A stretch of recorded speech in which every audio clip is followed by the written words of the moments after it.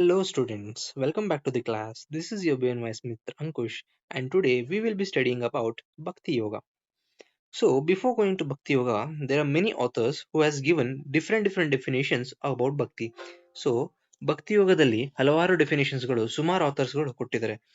First ನೋಡೋದಾದ್ರೆ according to second Narada ಭಕ್ತಿ ಸೂತ್ರ. ಸೊ ಸೆಕೆಂಡ್ ಸೂತ್ರ ಆಫ್ ದಿ ನಾರದ ಭಕ್ತಿ ಸೂತ್ರ ಏನ್ ಹೇಳುತ್ತೆ ಅಂತ ಅಂದ್ರೆ supreme love towards the god is bhakti ಅಂತ ಅಂದ್ರೆ ಅಪಾರವಾದ ಪ್ರೀತಿ ಯಾರಿಗೆ ಭಗವಂತನ ಕಡೆಗೆ ಅದನ್ನ ಭಕ್ತಿ ಅಂತ ಹೇಳಿ ಕರೀತಾರೆ ಅಂತ ಸೆಕೆಂಡ್ ಸೂತ್ರ ಆಫ್ ದಿ ನಾರದ ಭಕ್ತಿ ಸೂತ್ರ ಹೇಳುವಂಥದ್ದು. ಸುಪ್ರೀಂ ಲವ್ ಟುವರ್ಡ್ಸ್ ಭಕ್ತಿ ಗಾಡ್ ಇಸ್ ಭಕ್ತಿ ಅಂತ. ಸೊ ಈ ಭಕ್ತಿ ಅನ್ನೋ ವರ್ಡ್ ಸ್ಯಾನ್ಸ್ಕ್ರಿಟ್ ವರ್ಡ್ ಇಂದ ಡಿರೈವ್ ಆಗಿದೆ. ಯಾವ ವರ್ಡ್? ಭಜ್ ಅಂತ ಹೇಳೋ ವರ್ಡ್ ಇಂದ ಡಿರೈವ್ ಆಗಿದೆ. It means to be attach to the God. ಭಕ್ತಿ ಅಂತ ಅಂದ್ರೆ ಭಜ್. It is derive from the Sanskrit word bhaj which means to be attached towards the God. Okay. So next according to Shandilya ಅವರು ಹೇಳೋ ಪ್ರಕಾರ absolute attachment towards the God is bhakti. So absolute attachment ಏನಿದೆ ನಿಮ್ಗೆ ಭಗವಂತನ ಕಡೆಗೆ ಆಬ್ಸಲ್ಯೂಟ್ ಅಟ್ಯಾಚ್ಮೆಂಟ್ ಏನಿದೆ ಅದನ್ನ ಭಕ್ತಿ ಅಂತ ಹೇಳಿ ಕರೀತಾರೆ ಅಂತ ಅನ್ಬಿಟ್ಟು ಸಾಂಡಿಲ್ಯ ಅವರು ಹೇಳಿರುವಂತದ್ದು. ನೆಕ್ಸ್ಟ್ ಬರೋದಾದ್ರೆ according to Devi Bhagavatam. So ಇವರು ಯಾವ ರೀತಿ ಎಕ್ಸಾಂಪಲ್ ಕೊಟ್ಟಿದ್ದಾರೆ ಅಂತಂದ್ರೆ ನೋಡಿ ತುಂಬಾ ಚೆನ್ನಾಗಿ. Bhakti is compared to pouring oil from one vessel to another. Students ಈಗ imagine you are pouring oil from one vessel to another. ಒಂದ್ ಕಂಟೈನರ್ ಇದೆ, ಓಕೆನಾ? ಆ ಕಂಟೈನರ್ ಅಲ್ಲಿ ಆಯಿಲ್ ಇದೆ. ಅದೇ ಆಯಿಲ್ ನ ಇನ್ನೊಂದು ಕಂಟೈನರ್ಗೆ ಟ್ರಾನ್ಸ್ಫರ್ ಮಾಡ್ತಿದ್ರಿ. ಸೊ ಅವಾಗ ಹೇಗಿರುತ್ತೆ ಫ್ಲೋ ವಿಲ್ ಬಿ ಅನ್ಇಂಟರಪ್ಟೆಡ್ ಅಲ್ವಾ? ಸೊ ಆ ಆಯಿಲ್ ಫ್ಲೋ ಏನಾಗಿರುತ್ತೆ ಅಂತಂದ್ರೆ ಒಂಚೂರು ಇಂಟರಪ್ಷನ್ ಇರಲ್ಲ. ಸೊ ಅದನ್ನ ಹೇಳ್ತಿರೋದು ಇಲ್ಲಿ. There is no interruption in between succession of thoughts about God is bhakti ಅಂತ ಅಂದ್ರೆ ದೇವಿ ಭಾಗವತಂ ಅವರು ಯಾವ ರೀತಿ ಆಯಿಲ್ ಒಂದು ವೆಸಲ್ ಇಂದ ಇನ್ನೊಂದು ವೆಸಲ್ಗೆ ಆಯಿಲ್ ಪೋರ್ ಮಾಡ್ಬೇಕಾದ್ರೆ ಇಂಟರಪ್ಷನ್ಸ್ ಇರಲ್ವೋ ಅದೇ ರೀತಿ ಯಾವುದೇ ಥಾಟ್ಸ್ ಅಲ್ಲೂ ಇಂಟರಪ್ಷನ್ ಇಲ್ದಿರ ಭಗವಂತನ ಕಡೆಗೆ ಇಂಟರಪ್ಷನ್ ಇಲ್ದಿರ ಟೈಮ್ ಅಲ್ಲಿ ಅದನ್ನ ಭಕ್ತಿ ಅಂತ ಹೇಳಿ ಕರೀತಾರೆ. So bhakti should be like that uninterrupted thoughts towards the God ಅಂತ ಹೇಳಿ ಕರೆಯುವಂಥದ್ದು. So next that is according to Kapila. ಇವರು ಅಷ್ಟೇ same similar to Devi Bhagavatam ರೀತಿನೇ ಹೇಳಿರೋಂಥದ್ದು. Bhakti is flow of uninterrupted thoughts towards the God. So ಇವರು ಇಲ್ಲಿ ಆಯಿಲ್ ನ ತಗೊಂಡು oil from one vessel to another vessel ಅಂತ ಎಕ್ಸಾಂಪಲ್ ತಗೊಂಡಿದ್ದಾರೆ. ಸೊ ಕಪಿಲ ಅವರು ಇಲ್ಲಿ uninterrupted thoughts towards God direct ಆಗಿ ಹೇಳ್ಬಿಟ್ಟಿದ್ದಾರೆ. So uninterrupted thoughts towards the god it is just like the flow of the water. So they have took the example of flow of the water. So flow of the water it is like uninterrupted. ಅದೇ ರೀತಿ uninterrupted thoughts towards the god, that is called ಭಕ್ತಿ ಅಂತ ಹೇಳಿ ಕಪಿಲ್ ಅವರು ಕರೆಯುವಂಥದ್ದು ಇಲ್ಲಿ. So last ಗೆ according to Bhakta Prahlada, I mean bhakti Prahlada, the love which worldly people have for the objects be turn towards the God ಅಂತ ಹೇಳಿದ್ರೆ, ಈಗ ಎಲ್ಲರಿಗೂ ಕೆಲವೊಂದು ವಸ್ತುಗೆ ಅಪಾರವಾದ ಪ್ರೀತಿ ಇಟ್ಟಿರ್ತಾರೆ. ಈಗ ಬಾಯ್ಸ್ಗೆ ಬೈಕ್ಸ್ ಆಗಿರ್ಬೋದು, ಜಿಮ್ ಆಗಿರ್ಬೋದು. ಸೊ ಇವ್ರು ಅದ್ರ ಮೇಲೆ ಪ್ರೀತಿ ಜಾಸ್ತಿ ಇಟ್ಟಿರ್ತಾರೆ. ಸೊ ಗರ್ಲ್ಸ್ಗೆ ಮೇಕಪ್ ಆಗಿರ್ಬೋದು, ಡಿಫ್ರೆಂಟ್ ಅವ್ರದ್ದು ಐಟಮ್ಸ್ ಆಗಿರ್ಬೋದು. ಸೊ ಅದ್ರ ಮೇಲೆ ಪ್ರೀತಿ ಇಟ್ಟಿರ್ತಾರೆ. So that love when it is turn towards God then that is called as bhakti ಅಂತ ಹೇಳಿ ಇಲ್ಲಿ ಭಕ್ತಿ ಪ್ರಹ್ಲಾದ ಅವರು ಹೇಳುವಂಥದ್ದು. Okay. So next let us come to fruits of ಭಕ್ತಿ.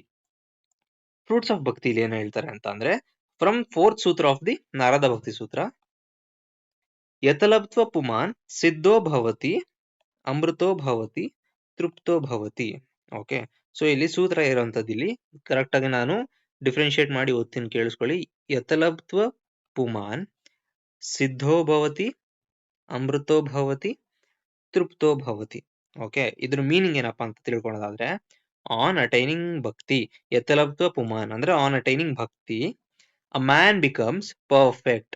ಅಂದ್ರೆ ಸಿದ್ಧೋ ಭವತಿ ಇದೆಯಲ್ಲ, ಸಿದ್ಧೋ ಭವತಿ ದಟ್ ಇಸ್ ಪರ್ಫೆಕ್ಟ್. ಅಮೃತೋ ಭವತಿ ಅಂತ ಅಂದ್ರೆ ಇಮ್ಮಾರ್ಟಲ್. ತೃಪ್ತೋ ಭವತಿ ಅಂತ ಅಂದ್ರೆ ಫುಲ್ಲಿ ಸ್ಯಾಟಿಸ್ಫೈಡ್ ಅಂತ ಹೇಳಿ ಅರ್ಥ. ಏನಿದ್ರು meaning? Let us come and understand. First that is ಸಿದ್ಧೋ ಭವತಿ. ಇಲ್ಲಿರುವಂತದಿಗೆ ಫಸ್ಟ್ ಸಿದ್ಧಭವತಿ ಅಂತ ಅಂದ್ರೆ ಏನು? So perfect. ಯಾವ್ದ್ರಲ್ಲಿ ಪರ್ಫೆಕ್ಟ್ ಅಪ್ಪ? The devotee becomes perfect through God realisation. ಯಾವಾಗ ಅವರಿಗೆ ಭಗವಂತನ ಅರಿವಾಗುತ್ತೋ, so that time the devotee ಅಂದ್ರೆ ಯಾರು ಪೂಜಿಸ್ತಾ ಇರ್ತಾರಲ್ಲ, the bhakta or the devotee, he becomes perfect ಅಂತ ಹೇಳಿ ಹೇಳುವಂಥದ್ದು. His desires are satisfied by God realisation and doesn't feel like want anything. So ಅವರು ಭಕ್ತಿಲಿ ಯಾವ ರೀತಿ ಇನ್ವಾಲ್ವ್ ಆಗಿರ್ತಾರೆ ಅಂತ ಅಂದ್ರೆ, ಅವ್ರಿಗೆ ಯಾವ ರೀತಿ ರಿಯಲೈಸ್ ಆಗ್ಬಿಟ್ಟಿರುತ್ತೆ ಅಂತ ಅಂದ್ರೆ, he doesn't feel like he want anything. ಅವ್ನಿಗೆ ಏನು ಬೇಡವೇ ಬೇಡ ಜೀವನದಲ್ಲಿ, ಜಸ್ಟ್ ಭಗವಂತನ ಅಪಾರವಾದ ಭಕ್ತಿ ಅಷ್ಟಿದ್ರೆ ಸಾಕು ಅಂತ ಹೇಳಿ ಅವ್ರಿಗೆ ರಿಯಲೈಸೇಷನ್ ಆಗುತ್ತೆ. ಜೀವನದಲ್ಲಿ ಯಾವುದೇ ರೀತಿಯಂತ ಆಸೆ ಇರಲ್ಲ ಆತನಿಗೆ. Okay. For him siddhis that is power. So ಇಲ್ಲಿ ಸಿದ್ಧಿ ಅಂತ ಅಂದ್ರೆ ಪವರ್ ಅಂತ ಹೇಳಿ ಕರುವಂತದ್ದು. Are worthless compare to divine love. So ಅವರಿಗೆ ಎಷ್ಟೇ ಪವರ್ಸ್ ಇದ್ರು, ಆತನಿಗೆ ಎಷ್ಟೇ ಪವರ್ಸ್ ಇದ್ರು, ಒಂದ್ಸರಿ ಭಗವಂತನ ಕಡೆಗೆ ರಿಯಲೈಸೇಷನ್ ಅಂದ್ರೆ ಗಾಡ್ ರಿಯಲೈಸೇಷನ್ ಆಗಿದ ತಕ್ಷಣನೇ ಆ ಡಿವೈನ್ ಲವ್ ಬರುತ್ತಲ್ಲ, ಅಪವರದ ಪ್ರೀತಿ ಬರುತ್ತಲ್ಲ ಟುವರ್ಡ್ಸ್ ದ ಗಾಡ್. ಸೊ ಅದಕ್ಕೆ ಕಂಪೇರ್ ಮಾಡಿದ್ರೆ ಪವರ್ಸ್ ಏನು ಲೆಕ್ಕ ಇಲ್ಲ ಅಂತ ಹೇಳುವಂತದ್ದು. So that is coming under ಸಿದ್ಧೋಭವತಿ, that is perfect. Okay, next ಅಮೃತೋಭವತಿ. ಸೊ ಇಲ್ಲಿ ಸೂತ್ರದಲ್ಲಿ ನೆಕ್ಸ್ಟ್ ಬರುವಂತದ್ದು ಇಲ್ಲಿ ಅಮೃತೋಭವತಿ, ಸೆಕೆಂಡ್ ಒನ್. ಅಮೃತಭವತಿ ಅಂತ ಅಂದ್ರೆ ಏನು? ದಟ್ ಈಸ್ ಇಮ್ಮಾರ್ಟಲ್ ಅಂತ ಅಂದ್ರೆ ಆತನ ಸಾಯೋದಿಲ್ಲ ಅಂತ ಹೇಳಿ ಅರ್ಥ. ಇಲ್ಲಿ ಎಕ್ಸಾಕ್ಟ್ ಮೀನಿಂಗ್ ಸಾಯೋದಿಲ್ಲ ಅಂತ ಹೇಳಿ ಅರ್ಥ. ಬಟ್ ಈ ಕಾಂಟೆಕ್ಸ್ಟ್ ನ ನಾವು ಹೋಲಿಸ್ಕೊಂಡು ಓದೋದಾದ್ರೆ I'll explain you what is the literal meaning of this. One who has attained God realization becomes immortal. ಹೇಗೆ immortal ಆಗ್ತಾನೆ ಅಂತ ಅಂದ್ರೆ, he has no more desires, so he will not take any more birth. ಈಗ ಆತನಿಗೆ ಯಾವುದೇ ರೀತಿಯಂತ ಆಸೆ ಇಲ್ವೇ ಇಲ್ಲ, ಸೊ ಆತನ ಯಾವುದೇ ರೀತಿಯಂತ ಮತ್ತೆ ಪುನರ ಜನ್ಮ ತಗೊಳ್ಳೋದೇ ಇಲ್ಲ. ಸೊ ಆ ಕನ್ಸಿಡರೇಷನ್ ಅಲ್ಲಿ ಅವ್ರನ್ನ ಇಮ್ಮಾರ್ಟಲ್ ಅಂತ ಹೇಳಿ ಕರೆಂತಂದ್ರೆ ಸಾಯೋದೇ ಇಲ್ಲ ಅಂತ ಅಲ್ಲ ಹೇಳ್ತಿರೋದಿಲ್ಲಿ. ಆತನ ಏನಿರ್ತಾರೆ, ಭಕ್ತ ಏನಿರ್ತಾನೆ, ಡಿವೋಟಿ ಏನಿರ್ತಾನೆ, after the God realisation he will be not having any desires. ಅವ್ರಿಗೆ ಯಾವುದೇ ರೀತಿಯಂತ ಇಚ್ಛೆ ಆಕಾಂಕ್ಷೆ ಇರೋದೇ ಇಲ್ಲ. ಸೊ ಅದಕ್ಕೋಸ್ಕರ ಅವರು ಮತ್ತೆ ಪುನರ್ಜನ್ಮ ತಗೊಳ್ಳೋದೇ ಇಲ್ಲ, ರೀಬರ್ತ್ ನ ತಗೊಳ್ಳೋದೇ ಇಲ್ಲ. ಓಕೆನಾ, ಮತ್ತೆ ಯಾವುದೇ ರೀತಿಯಂತ ಜನ್ಮ ತಗೊಳ್ಳೋದೇ ಇಲ್ಲ. That's why he is consider as immortal in this context. ಓಕೆನಾ, ಸ್ವಲ್ಪ ಅರ್ಥ ಮಾಡ್ಕೊಬೇಕಾಗುತ್ತೆ. ನೆಕ್ಸ್ಟ್ ಇಸ್ ತೃಪ್ತೋಭವತಿ. The third one that is ತೃಪ್ತೋಭವತಿ. ತೃಪ್ತೋ ಅಂತ ಅಂದ್ರೆ ತೃಪ್ತಿ ಅಂತ ನಾವೇನ್ ಕರಿತೇವ, ಏನು ತೃಪ್ತಿ ಅಂತ ಅಂದ್ರೆ ದಟ್ ಈಸ್ ಸ್ಯಾಟಿಸ್ಫೈಡ್ ಅಲ್ವಾ. ಸೊ ಇಲ್ಲ ವರ್ಡ್ ಅಲ್ಲೇ ಕೊಡುತ್ತೆ satisfied. The devotee becomes fully satisfied. ಯಾವ್ದ್ರಲ್ಲಿ ಸ್ಯಾಟಿಸ್ಫೈಡ್ ಬರುತ್ತೆ ಅಂತ ಅಂದ್ರೆ satisfaction that comes from the absence of all desires, the attainment of god. ಹೇಗೆ ಸ್ಯಾಟಿಸ್ಫ್ಯಾಕ್ಷನ್ ಬರುತ್ತೆ ಅಂತಂದ್ರೆ ಆತನಿಗೆ ಯಾವುದೇ ರೀತಿಯಂತ ಇಚ್ಛೆ ಆಕಾಂಕ್ಷೆ ಇರೋದಿಲ್ಲ. ಸೊ ಅದ್ರ ಮುಖಾಂತರ ಅವರಿಗೆ ಸ್ಯಾಟಿಸ್ಫ್ಯಾಕ್ಷನ್ ಸಿಗುತ್ತೆ. ಓಕೆನಾ, ಏನು ಬೇಡವೇ ಬೇಡ ಅವರಿಗೆ ಜೀವನದಲ್ಲಿ, ಜಸ್ಟ್ ಭಕ್ತಿ ಬೇಕು ಅವರಿಗೆ, ದೇವ್ರದ್ದು ಭಕ್ತಿ, ದೇವ್ರದ್ದು ರಿಯಲೈಸೇಷನ್, ಗಾಡ್ಸ್ ರಿಯಲೈಸೇಷನ್ ಸಿಕ್ಕಾಗ he don't want anything, he don't have any desires, hence he becomes fully satisfied. ಓಕೆನಾ, these are the fruits of the bhakti. So ಈ ಕ್ವಶನ್ ನಿಮಗೆ 5 ಮಾರ್ಕ್ಸ್ ಕೇಳಬಹುದು, ಅದರ್ವೈಸ್ 10 ಮಾರ್ಕ್ಸ್ ಗೆ ರೇರ್ ಆಗಿ ಕೇಳಿದರೆ, ಬಟ್ 5 ಮಾರ್ಕ್ಸ್ ಕೇಳ್ತಾರೆ ನಿಮಗೆ ಯೂಶಲಿ. ಆವಾಗ ನೀವು ಇಷ್ಟರಲ್ಲಿ ನೀವು ಅರೌಂಡ್ 3 ಪೇಜಸ್ ಆಗೋಂಗೆ ಕಂಟೆಂಟ್ ಬರೆದ್ರೆ ಆಯ್ತು. ಇಲ್ಲಿರುವಂತ contents it's sufficient. It's left up to you, ಹೇಗೆ ನೀವು ಫ್ರೇಮ್ ಮಾಡ್ಕೋತೀರಿ, ಹೇಗೆ ನೀವು ಓದ್ಕೊಂಡು ಅರ್ಥ ಮಾಡ್ಕೊಂಡು ಅಲ್ಲಿ ರೆಪ್ರೆಸೆಂಟ್ ಮಾಡ್ತೀರಿ ಅಂತ ಹೇಳಿರೋದು. ನಾನು ನೆಕ್ಸ್ಟ್ ಕ್ಲಾಸಸ್ ಅಲ್ಲಿ ನಿಮಗೆ ಕ್ವಶನ್ ಪೇಪರ್ ಅಲ್ಲಿ ಯಾವ ರೀತಿ ರೆಪ್ರೆಸೆಂಟ್ ಮಾಡಬೇಕು ಅಂತ ನಮ್ದು ಕೂಡ ತಗೊಂಡ್ಬರ್ತೀನಿ.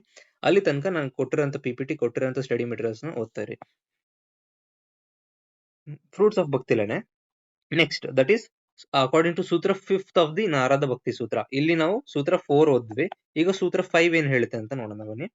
ಅಕಾರ್ಡಿಂಗ್ ಟು ಸೂತ್ರ 5 ಆಫ್ ದಿ ನಾರದ ಭಕ್ತಿ ಸೂತ್ರ, ಯತ್ ಪ್ರಾಪ್ಯ ನ ಕಿಂಚಿತ್ ವಂಚತಿ, ನ ಕಿಂಚಿತ್ ವಂಚತಿ, ನ ಶೋಚತಿ, ನ ದ್ವೇಷತಿ, ನ ರಮತೆ, ನ ಉತ್ಸಾಹಿ ಭವತಿ. ಮತ್ತೆ ಹೇಳ್ತೀನಿ ಕೇಳಿಸ್ಕೊಳ್ಳಿ.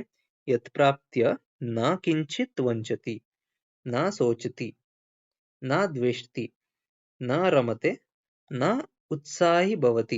ನಿಮಗೆ ಪ್ರೀವಿಯಸ್ ಕ್ಲಾಸ್ ಅಲ್ಲಿ ಹೇಳಿದ್ದೀನಿ ನಾನು ಹೇಗೆ ಸ್ಯಾನ್ಸ್ಕ್ರಿಟ್ ವರ್ಡ್ಸ್ ನ ಸ್ಪ್ಲಿಟ್ ಮಾಡ್ಬಿಟ್ಟು ಓ ಇದ್ದಿದ್ನ ಹೂ ಹೇಗಾಗುತ್ತೆ ಅಂತ ಹೇಳ್ಬಿಟ್ಟು ನಾನು ಹೇಳಿದ್ದೀನಿ.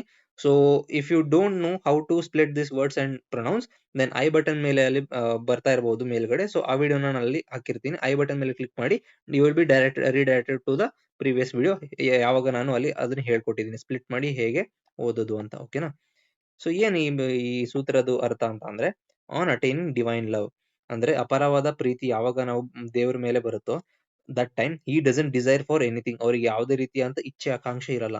ನೈದರ್ ಫಿಯರ್ಸ್ ಫಾರ್ ಡೆತ್ ಅಂದ್ರೆ ಅವರಿಗೆ ಡೆತ್ ಇಂದ ಅಂದ್ರೆ ಈಗ ಸಾವಿನಿಂದ ಅವರಿಗೆ ಯಾವುದೇ ರೀತಿಯಂತ ಭಯ ಇರಲ್ಲ. ನೋ ಹೇಟ್ಸ್, ಅವರು ಯಾವುದೇ ರೀತಿಯಂತ ದ್ವೇಷ ಮಾಡಲ್ಲ. ನೋ ಸೆನ್ಶುಯಲ್ ಪ್ಲೆಷರ್ಸ್, ಅವ್ರಿಗೆ ಯಾವುದೇ ರೀತಿಯಂತ ಅರ್ಜ್ ಅಥವಾ ಪ್ಲೆಷರ್ಸ್, ಅವ್ರಿಗೇನೋ ಬೇಕು ಇನ್ನೂ ಏನು ಸ್ಯಾಟಿಸ್ಫೈ ಆಗಿಲ್ಲ, ಆ ರೀತಿ ಯಾವುದೇ ರೀತಿಯಂತ ಭಾವನೆ ಇರೋದೇ ಇಲ್ಲ.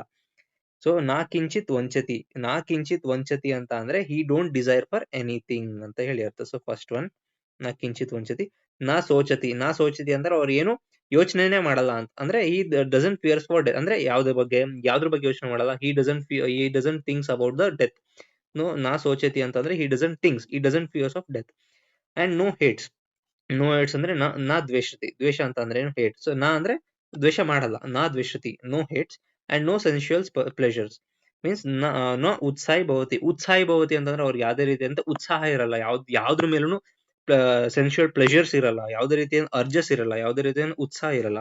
ಸೊ ದಟ್ ಈಸ್ ನಾ ಉತ್ಸಾಹಿ ಭವತಿ ಅಂತ ಹೇಳಿ ಕರೆಯುವಂಥದ್ದು ಇಲ್ಲಿ. ಓಕೆನಾ, ಸೊ ಒಂದೊಂದಾಗಿ ನಾವಿಲ್ಲಿ 1 2 3 4 ಏನ್ ಹಾಕಿದ್ವಿ ಅದನ್ನ ನಿಧಾನಕ್ಕೆ ಒಂದೊಂದಾಗಿ ಓದ್ತಾ ಹೋಗೋಣ. ನಾ ಕಿಂಚಿತ್ ವಂಚತಿ. ಏನು ನಾ ಕಿಂಚಿತ್ ವಂಚತಿ ಅಂತ ಅಂದ್ರೆ the devotee runs above all the wants. ಅಂದ್ರೆ ಅವ್ರಿಗೆ ಏನೇನ್ ಬೇಕು ಅದ್ರ ಮೇಲಿಂದ ಎಲ್ಲ ರೀತಿಯಾದಂತ ಅವರಿಗೆ ಭಾವನೆ ಹೊರಟೋಗ್ಬಿಟ್ಟಿರುತ್ತೆ.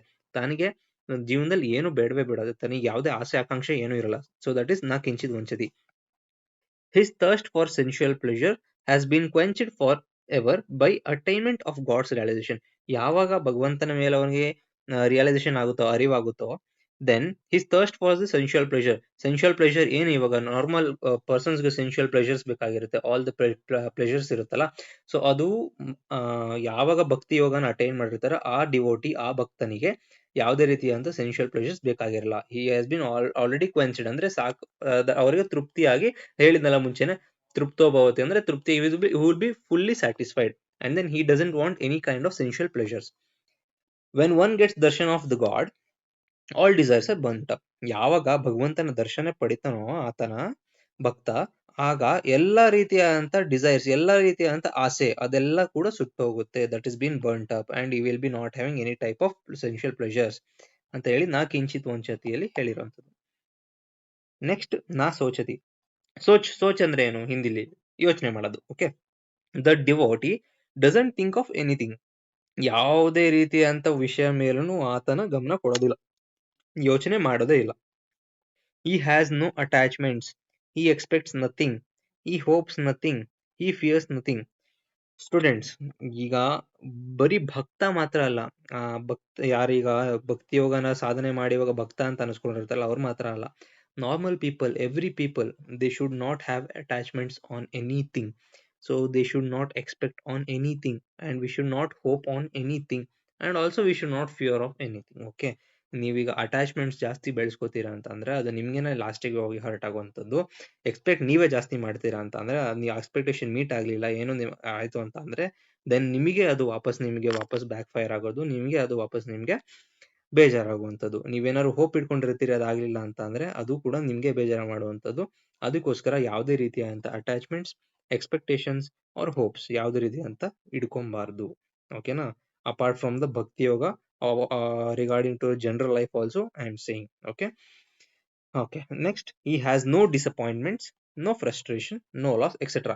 ಯಾವಾಗ ಅಟ್ಯಾಚ್ಮೆಂಟ್ಸ್, ಆಮೇಲೆ ಎಕ್ಸ್ಪೆಕ್ಟೇಷನ್ಸ್, ಆಮೇಲೆ ಹೋಪ್ಸ್, ಆಮೇಲೆ ಫಿಯರ್ ಇರೋದಿಲ್ವೋ ಆ ಟೈಮಲ್ಲಿ ಡಿಸಪಾಯಿಂಟ್ಮೆಂಟ್ಸು ಇರಲ್ಲ, ಫ್ರಸ್ಟ್ರೇಷನ್ ಇರಲ್ಲ, ಲಾಸು ಇರಲ್ಲ ಅಲ್ವಾ? As simple. Okay. I hope you understood this concept. Also I hope you will undergo with inside your life also. I hope you will apply into your life also. ಓಕೆನಾ? ಯೋಗ ಅಂತ ಅನ್ನೋದು just theory and practical, just paper ಮೇಲೆ ಬರೆಯುವಂಥದ್ದಲ್ಲ, ತಿಳ್ಕೊಳ್ಳುವಂಥದ್ದು ಸುಮಾರು ಇರುತ್ತೆ. So that's Y ನಿಮ್ಮ real life ಮೇಲೂ ನೀವು apply ಮಾಡೋದು ಸುಮಾರು ಇದ್ದೇ ಇರುತ್ತೆ. ನೆಕ್ಸ್ಟ್, ನಾ ದ್ವೇಷ್ಟಿ. ದಿ ಭಕ್ತ ಈಸ್ ಫ್ರೀ ಫ್ರಮ್ ಹೇಟ್ರೆಡ್ ಅಂತ ಅಂದ್ರೆ ಆ ಭಕ್ತ ಏನಿದಾನ ಆತನ, ಅವರಿಗೆ ಯಾವುದೇ ರೀತಿಯಾದಂತ ಹೇಟ್ರೆಡ್ನೆಸ್ ಇರಲ್ಲ, ಅಂದ್ರೆ ದ್ವೇಷ ಇರೋದಿಲ್ಲ. ಅವ್ರು ಯಾವ ರೀತಿ ಥಿಂಕ್ ಮಾಡ್ತಾರೆ ಅಂತ ಅಂದ್ರೆ, he thinks that if he hates somebody, he hates the god. ಯಾರು ಆತನ ದ್ವೇಷಿಸ್ತಾನೆ ಅಂತ ಅಂದ್ರೆ ಆತನ ಭಗವಂತನೇ ದ್ವೇಷಿಸ್ತಾನೆ ಅಂತ ಹೇಳ್ಬಿಟ್ಟು ಅವನಿಗೆ ಅನ್ಸುತ್ತಂತೆ. So that's why it's called as ನಾ ದ್ವೇಷಿತೆ. ಅಂದ್ರೆ the bhakta will not be having any kind of hatredness on anyone. He loves all, he helps all, he serves all, he is ever engaged in good things of all the beings. ಅವ್ರು ಎಲ್ಲಾರನ್ನು ಪ್ರೀತಿಸ್ತಾರೆ, ಎಲ್ಲರಿಗೂ ಸಹಾಯ ಮಾಡ್ತಾರೆ, ಎಲ್ರಿಗೂ ಆತನ serve ಮಾಡ್ತಾರೆ ಅಂತ ಅಂದ್ರೆ ಎಲ್ಲರಿಗೂ ಹೆಲ್ಪ್ ಮಾಡ್ತಾರೆ. ಆಮೇಲೆ ಅವ್ರು ಯಾವ ರೀತಿ ಗುಡ್ ಥಿಂಗ್ಸ್ ಇನ್ವಾಲ್ವ್ ಆಗಿರ್ತಾರೆ ಅಂತಾನೆ ಬೇರೆಯವ್ರು ಯಾರು ಆತರ ಆಗಿರಲ್ಲ. So that is the quality, that is the fruits of the ಭಕ್ತ, ಅವ್ರದ್ದು ಭಕ್ತಿ ಯೋಗ. ನೆಕ್ಸ್ಟ್ ಹೋಗೋದಾದ್ರೆ 9 ಮೋಡ್ಸ್ ಆಫ್ ಭಕ್ತಿ. ಸೊ ನವವಿಧ ಭಕ್ತಿ ಅಂತ ಹೇಳಿ ಇಲ್ಲಿ ಕರೆಯುವಂಥದ್ದು. ನವವಿಧ, ನಿಮಗೆ ಎಕ್ಸಾಮ್ ಅಲ್ಲಿ ಸಪರೇಟ್ ಆಗಿ ನವವಿಧ ಭಕ್ತಿ ಅಂತ ಆದ್ರೂ ಕೇಳ್ಬೋದು. ಓಕೆನಾ? So what are this 9 modes of ಭಕ್ತಿ, ಅವ್ರದ್ದು ನವವಿಧ ಭಕ್ತಿ ಅಂತ ಅಂದ್ರೆ ಫಸ್ಟ್ ಇಸ್ ಶ್ರವಣ.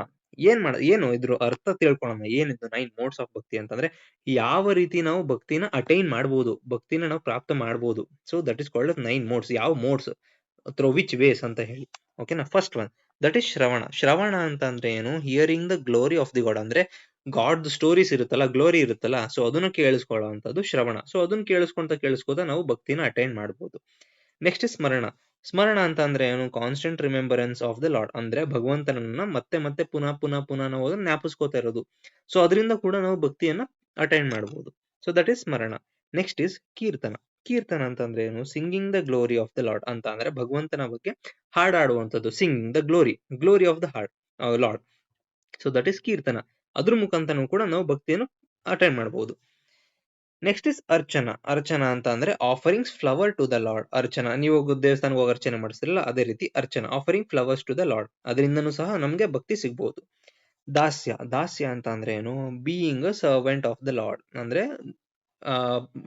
ಭಗವಂತನ ದಾಸ್ಯನಾಗಿ ಇರುವಂತದ್ದು. ಸೊ ಅದರಿಂದನೂ ಕೂಡ ನಾವು, ಈಗ ನೀವು ದೇವಸ್ಥಾನಕ್ಕೆ ಹೋಗ್ತೀರಿ, ದೇವಸ್ಥಾನಕ್ಕೆ ಹೋದಾಗ ಯಾವುದೇ ರೀತಿ ಯಾವ್ದಾದ್ರು ಒಂದು ಆ ಸೇವೆ ಮಾಡ್ತೀರಿ, ಯಾವ್ದಾದ್ರು ಒಂದು ಸೇವೆ ಸಲ್ಲಿಸ್ತೀರಿ. ಸೊ ದಟ್ ಈಸ್ ದಾಸ್ಯ ಭಾವ, that is being a servant of the lord. ಓಕೆನಾ? ನೆಕ್ಸ್ಟ್ ದಟ್ ಈಸ್ ವಂದನ. ವಂದನ ಅಂತ ಅಂದ್ರೆ ಸ್ಯಾಲ್ಯುಟೇಷನ್ ಟು ದ ಗಾಡ್, ಅಂದ್ರೆ ಭಗವಂತನಿಗೆ ಧನ್ಯವಾದ ಹೇಳೋದು ಅಥವಾ ಸ್ಯಾಲ್ಯುಟೇಷನ್ ಮಾಡೋದು, ನಮಸ್ಕರಿಸೋದು. So that is called as vandana. Next is sakhya. ಸಾಕ್ಯ ಅಂತ ಅಂದ್ರೆ being a good friend to the God. Okay, ಸಖಿ ಅಂತ ಹೇಳ್ತಾರಲ್ಲ, ಅದೇ ರೀತಿ ಸಾಕ್ಯ. So example Arjuna. ಈಗ ಅರ್ಜುನ ಹೇಗೆ ಈ was a good friend to the Lord Krishna ಅಲ್ವಾ? ಸೊ ಅದೇ ರೀತಿ ಸಾಕ್ಯ ಭಾವ ಇಲ್ಲಿ ನಾವು ಭಕ್ತಿ ಯೋಗದಿಂದ ನಾವು ಅಟೈನ್ ಮಾಡಬಹುದು. ನೆಕ್ಸ್ಟ್ ಇಸ್ ಪಾದ ಸೇವನ. ಪಾದ ಸೇವನ ಅಂತ ಅಂದ್ರೆ serving the lotus feet of the lord. ಅಂದ್ರೆ ಲೋಟಸ್ ಫೀಟ್ ಅಂತ ಯಾಕೆ ಇಲ್ಲಿ ಕಂಪೇರ್ ಮಾಡಿದ್ದಾರೆ ಅಂತಂದ್ರೆ, ಭಗವಂತನ ಪಾದ ಇರುತ್ತಲ್ಲ, so it is compared to lotus. It is most pure and most what is devoted. So ಅದಕ್ಕೋಸ್ಕರ lotus feet of the lord ಅಂತ ಹೇಳಿ ಹೇಳುವಂಥದ್ದು. ಸೊ ಲಾಸ್ಟ್ ದಟ್ ಈಸ್ ಆತ್ಮ ನಿವೇದನ. After all this, total self surrender to the lord, ಅಂದ್ರೆ ಭಗವಂತನಿಗೆ ನಾವು ಬಿಟ್ಕೊಟ್ಬಿಡೋದು, self surrender ಆಗ್ಬಿಡೋದು. ಭಗವಂತ ನೀನ್ ಏನೇ ಮಾಡಿದ್ರು ನಿನ್ಗೆ ಬಿಟ್ಟಿರೋದೆಲ್ಲದು, ನಂದು ಏನೂ ಇಲ್ಲ. So that is total self surrender to the Lord. ಶ್ರವಣ, ಸ್ಮರಣ, ಕೀರ್ತನ, ಅರ್ಚನ, ದಾಸ್ಯ, ವಂದನ, ಸಾಕ್ಯ, ಪಾದ ಸೇವನ ಅಂಡ್ ಆತ್ಮ ನಿವೇದನ. ದೀಸ್ ಆರ್ ದ ನವವಿಧ ಭಕ್ತಿ. ಓಕೆ ಸ್ಟೂಡೆಂಟ್ಸ್, ಈ ವಿಡಿಯೋದಲ್ಲಿ ದಿಸ್ ಇಸ್ ಪಾರ್ಟ್ 1 ಆಫ್ ಭಕ್ತಿ ಯೋಗ. ಇನ್ನು ಸ್ವಲ್ಪ ನಾನು ಎಕ್ಸ್ಟೆಂಡ್ ಮಾಡ್ತೀನಿ ಅಂತಂದ್ರೆ ಇನ್ನೂ ಲೇಟ್ ಆಗ್ಬಿಡುತ್ತೆ, ವಿಡಿಯೋ ತುಂಬಾ ಲೆಂದಿ ಆಗುತ್ತೆ. So this is the part 1 of the bhakti yoga. Part 2 of the bhakti ಯೋಗದಲ್ಲಿ ನಿಮಗೆ types of bhakti and means of bhakti and various types of the bhakti offering to the god or the quality of the bhakta and 16 branches of the offering ಭಕ್ತಿನ ನಾನು explain ಮಾಡ್ತೀನಿ. And it would be uploaded tomorrow.